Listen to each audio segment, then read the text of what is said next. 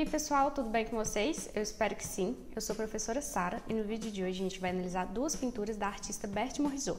Mas antes de assistir essa análise de obra hoje, pessoal, é muito importante que primeiro vocês tenham assistido esse vídeo que eu vou deixar aqui para vocês, porque nesse vídeo eu falei de algumas questões da vida pessoal da Berthe, expliquei toda a questão do contexto histórico ao qual ela fazia parte, e isso vai influenciar diretamente na análise que a gente vai fazer hoje. Então eu vou citar alguns nomes, algumas situações em que eu já destrinchei totalmente nesse vídeo. Então assista esse vídeo completo e depois vem assistir esse aqui, ok? A primeira obra que a gente vai analisar é Mulher em seu Toilette, que foi feita por volta de 1875 e 1880. Atualmente ela está no Museu Instituto de Arte em Chicago. Morisot, pessoal, ela desafiou o que significava representar a feminilidade na pintura impressionista. Morisot ela exibiu a pintura Mulher em seu Toilette na 5ª exposição impressionista que foi feita por volta de 1880. E nessa exposição ela exibiu nessa cena de toilette, que era um tipo de pintura até comum, e ela expôs essa pintura junto com outros impressionistas, como Manet e Degas. A pintura de Morisot, pessoal, ela era atípica comparada às outras cenas de toilette que a gente tinha feita por outros impressionistas, como esse que eu citei. Então ela traz uma novidade aí comparada com as obras produzidas por homens. E essa novidade gira muito em torno, falando de uma forma mais geral, da questão de como ela ia apresentar essas mulheres nuas, ou a mulher ali no seu momento íntimo, né?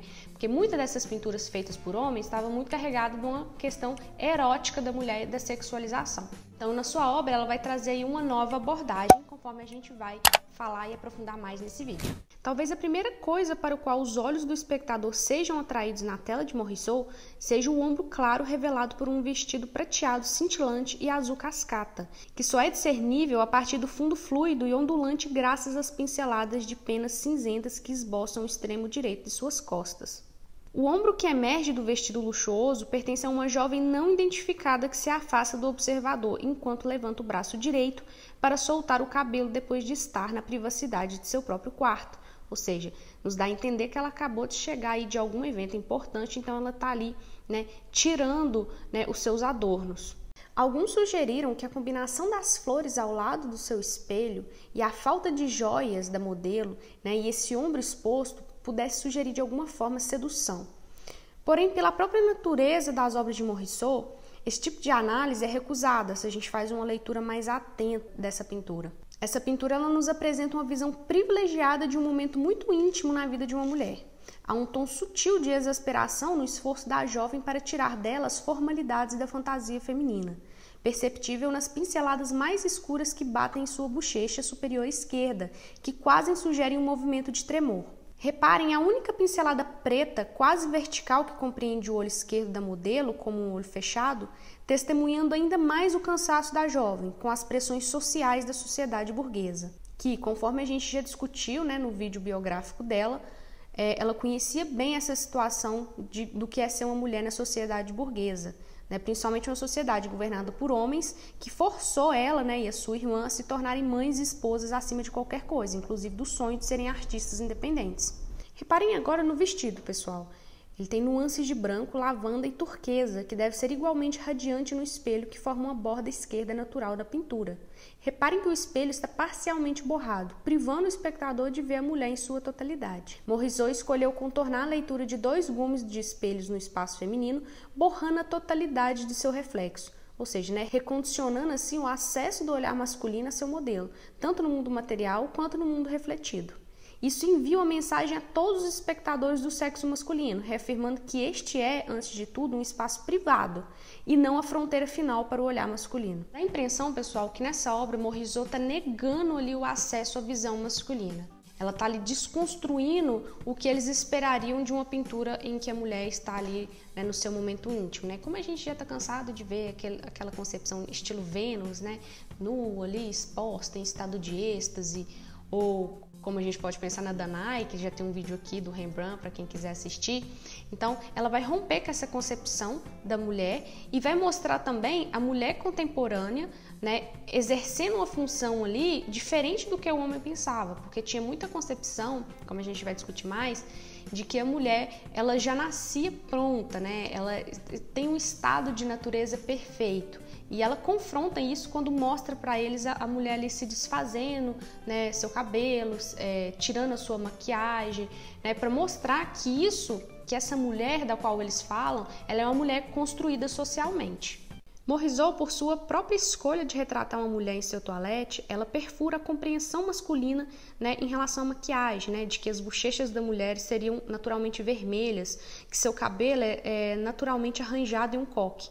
Essa escolha do tema, ela começa a desconstruir o mito de que as mulheres são adornadas pela natureza, como lírios do campo. O ato de maquiar representa como a feminilidade é fabricada, como não somos naturalmente perfeitas como a sociedade gostaria de que fôssemos. Nessa obra, pessoal, as costas da figura estão voltadas para o observador e quaisquer curvas eróticas de sua forma foram borradas pela aplicação de pinceladas arejadas. Morisot segue a tradição das cenas de toilette e inclui um espelho na pintura. Mas quando o olhar da figura é seguido, é revelado que ela não está olhando para o espelho, mas está olhando para baixo. O clima da imagem é então alterado de superficial para pensativo.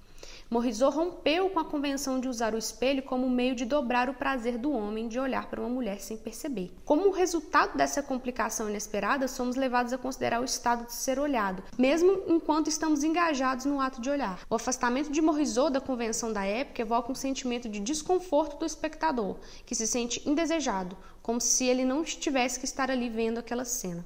Morisot cria tensão nesse trabalho entre a figura e o fundo usando paletas de cores semelhantes para ambos. Como resultado, o observador deve lutar para focar na figura ou no fundo e deve trabalhar para discernir onde começa a forma da figura e onde termina o fundo. Esse olhar para frente e para trás complica a imagem e força o espectador a ler a competição entre figura e o fundo, o que por sua vez levanta a questão da relação confinante da mulher com o interior e a relação em que as mulheres na Europa no século XIX tinham com a interioridade como um todo, ou seja, presas em seus lares, regras e padrões. No século XIX, pessoal, as mulheres elas não deveriam falar em público ou expor os esforços que elas tinham que fazer para poder estar apresentável à sociedade. Era algo natural que ela deveria fazer aí no interior da sua privacidade e estar sempre bem apresentada ao público. O problema desse estar sempre apresentável fazia com que as pessoas naturalizassem, né, essa imagem da perfeição e criou-se um padrão em que a gente queria que esse padrão tivesse alocado para todas as pessoas.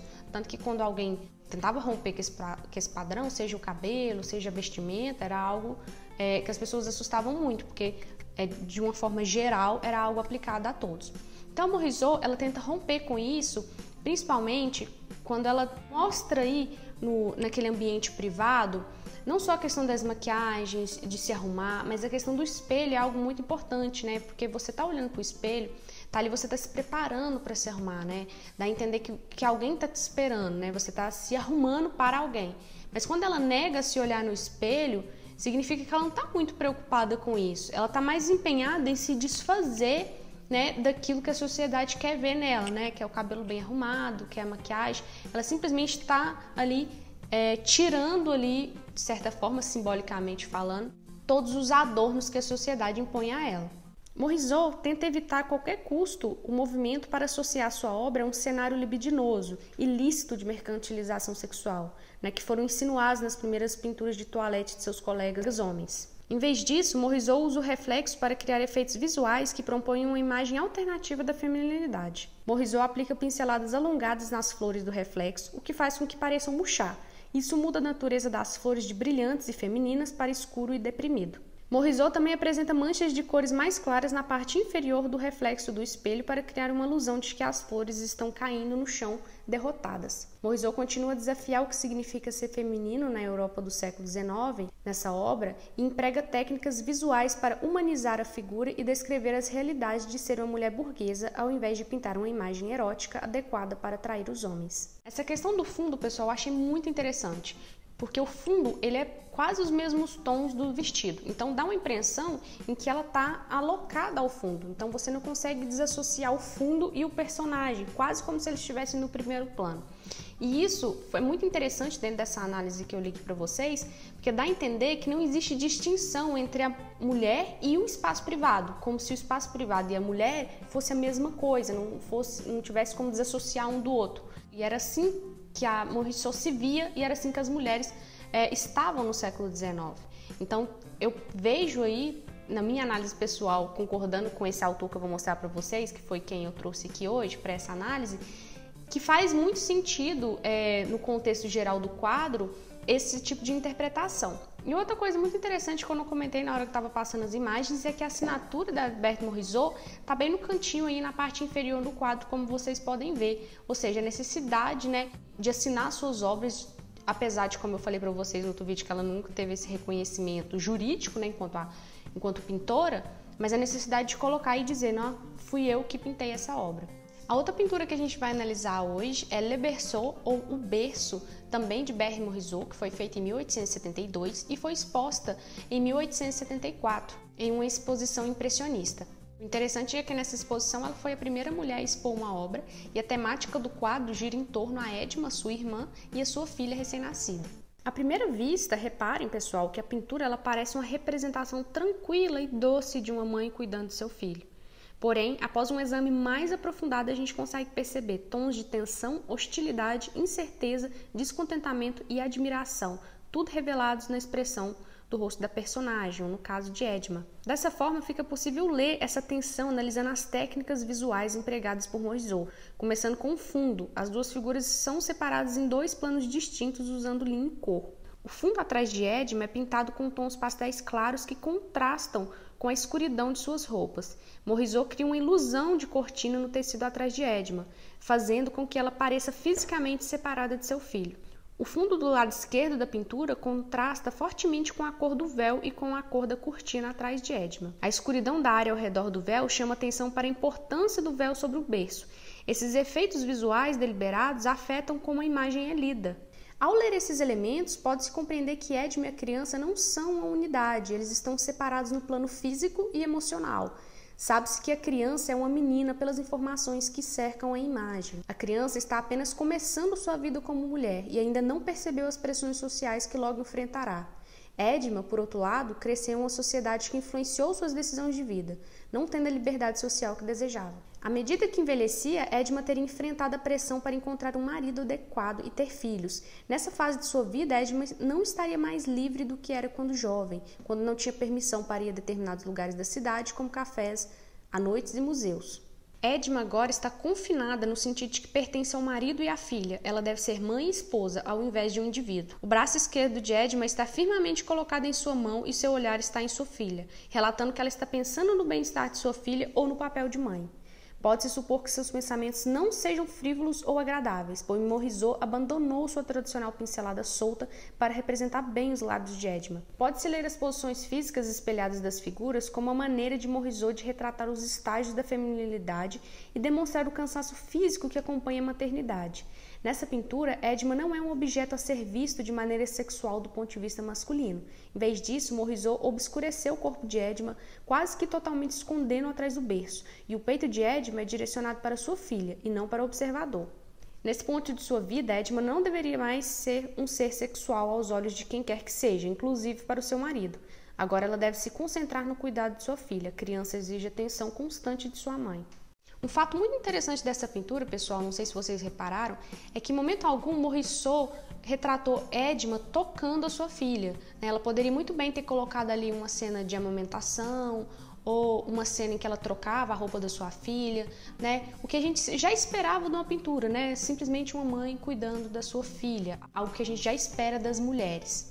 Porém, essa simples opção de não colocar a mãe e o filho se tocando é uma forma dela denunciar, de certa forma, o outro lado da maternidade que as pessoas não viam, né? Do cansaço, da exaustão, que todo o peso estava sobre a mulher.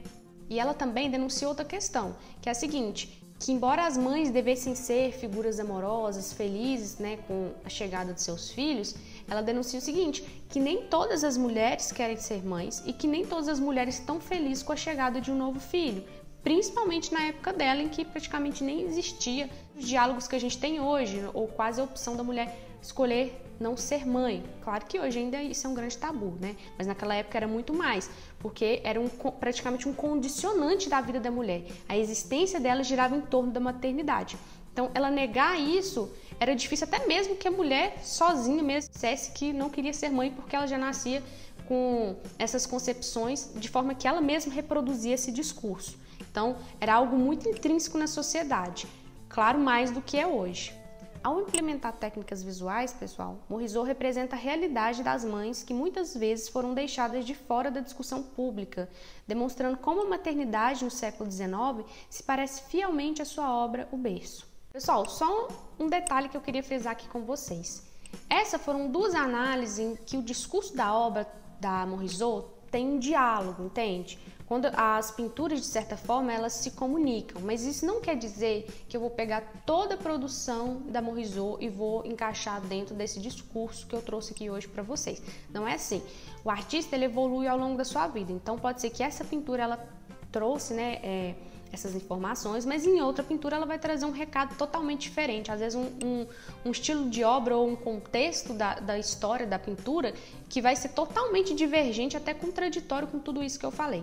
E outra coisa importante que eu falar também aqui nesse vídeo, que fica de recado para todos os outros de análise de pintura, é que a análise de pintura, existe várias formas de você fazer ela, né? Tem dentro da psicanálise, história social da arte, então pode mudar bastante. Uma mesma pintura pode ter várias interpretações, depende aí da linha de pesquisa, de quem está fazendo, né? Esses olhares que eu trouxe aqui hoje para vocês são olhares que eu concordo, mas não são meus pessoais, são de dois autores específicos. Um é o Alison Smith, que está aparecendo aqui para vocês, e o outro é o Magnus Allan. Essas referências vão estar aqui embaixo, se vocês quiserem, né, tá lendo, aprofundando mais, são artigos completos. Então é isso, pessoal, espero que vocês tenham gostado desse vídeo. Lá no meu Instagram vocês ficam me cobrando bastante vídeo de análise de pintura, então espero que, para quem tá lá, né, me seguindo, participando das enquetes, que vocês tenham gostado dessa análise. Já deixo o convite aí para vocês me seguirem nas redes sociais, estou no Twitter, Facebook e, como eu disse, no Instagram. Então, se você gostou desse vídeo, deixe seu like, se inscreve no canal e ativa o sininho para você receber a notificação assim que eu posto.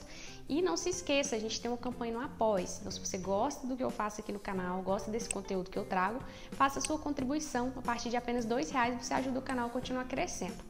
Outra forma de você ajudar o canal é compartilhando esse vídeo com os amigos, com a família, né, com quem você acha que pode se interessar por essa temática. Beijo e até a próxima!